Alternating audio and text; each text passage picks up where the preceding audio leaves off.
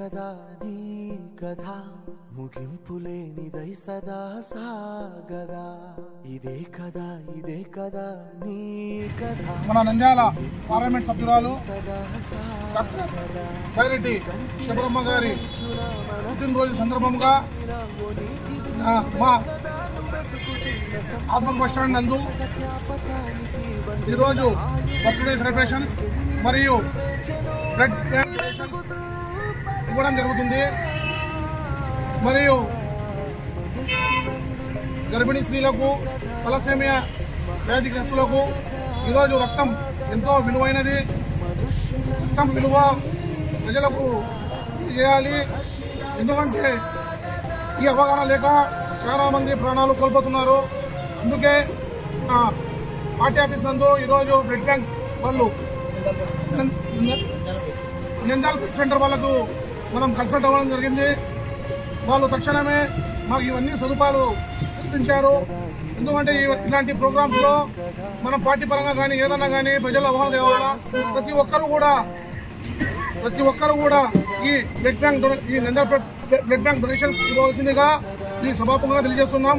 మరియు మన బైరెడ్డి శబరమ్మ గారు ఇలాంటి పుట్టినరోజులు మరెన్నో చేసుకోవాలి, ఇష్ట ఈశ్వర్యాలతో దూగాలి. మరియు నంద్యాలకి ప్రత్యేకంగా ఆమె 1 లక్ష మేడతో గెలిచినారు. నంద్యాల ప్రజలు కూడా హర్షణీయం వ్యక్తం చేస్తున్నారు. బైరెడ్డి శబరమ్మ గారికి మాది ఒక విజ్ఞప్తి. చాలా సమస్యలు ఉన్నాయి నంద్యాలలో. మా యొక్క సమస్యలు కూడా మీరు దగ్గర ఉండి చూసుకోవాల్సిందిగా ఈ సభాముఖంగా తెలియజేస్తూ హ్యాపీ బర్త్డే మేడం.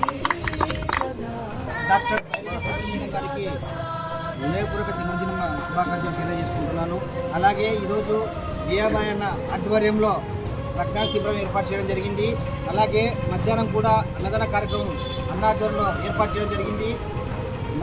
మహబూబ్ అన్న గారికి కూడా నేను ప్రత్యేకంగా ధన్యవాదాలు తెలుపుకుంటున్నాను.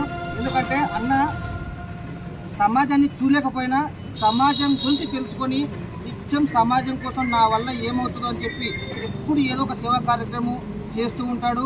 ఇలాంటి గొప్ప వ్యక్తులు ఉన్నందుకు ధ్యానం చాలా గౌరవకరణం. ఎందుకంటే ఆయన ఏది లేదు అని ఆయన అనుకోవట్లేదు. అన్ని నేను ఏం చేయలేను, నాకు అన్ని ఉన్నాయని చెప్పేసి ఈరోజు ఎక్కడికైనా వెళ్తున్నాడు, ఎక్కడికైనా వస్తున్నాడు. ఎంతో మందికి ఆపన్న ఆశ్రమం లేక మహబూబ్ గారు ఉన్నారు. ఈ టీం అందరికీ నేను ప్రత్యేకంగా ధన్యవాదాలు తెలుపుకుంటాను. ఇదే కదా నీ కథ ముగింపులేనిదై సదా సాగదా ఇదే కదా నీ కథ ముగింపులేనిదై సదా సాగదా నీ కంటి